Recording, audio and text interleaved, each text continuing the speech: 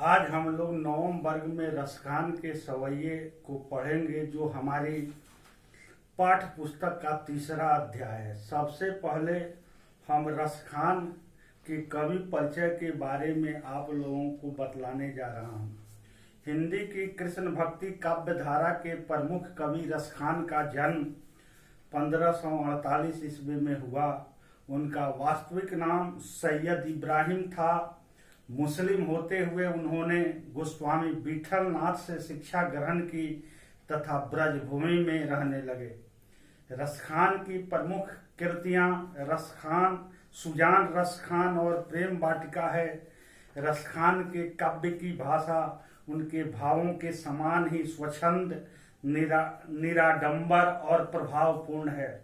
उनकी भाषा के संबंध में आचार्य शुक्ल की उक्ति अक्षरशः सत्य है कि शुद्ध ब्रजभाषा का जो चलतापन और सफाई इनकी और घनानंद की रचनाओं में है, वह अन्यत्र दुर्लभ है।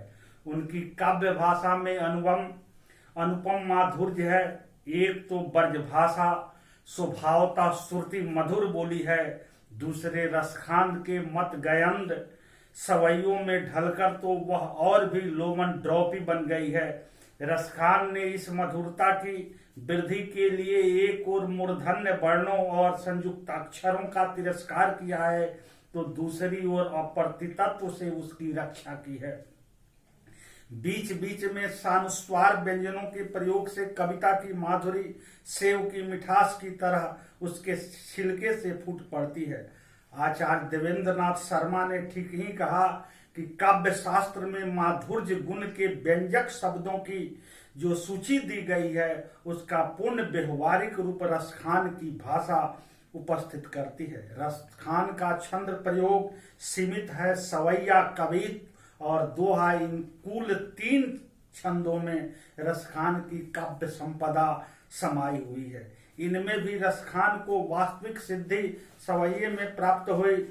मुसलमान होकर भी रसखान ने सांप्रदायिक भेदभाव से अपने को पूरी तरह से अलग रखा और हिंदुओं के परम आराध्य श्री कृष्ण का लीला गायन इतनी तन्मयता और ईमानदारी के साथ किया कि बहुतेरे हिंदू कभी भी भक्ति के क्षेत्र में उनकी समकक्षता नहीं प्राप्त कर सकते।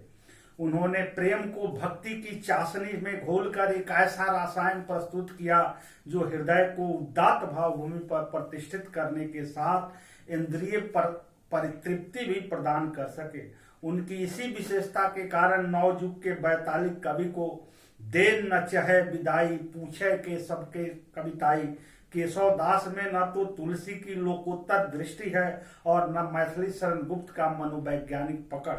भारतेंदु बाबू हरिश्चंद्र जी ने उनके संबंध में बड़ा सुंदर लिखा। इन मुसलमान हरिजनन पर कोटि हिंदू बारी हों।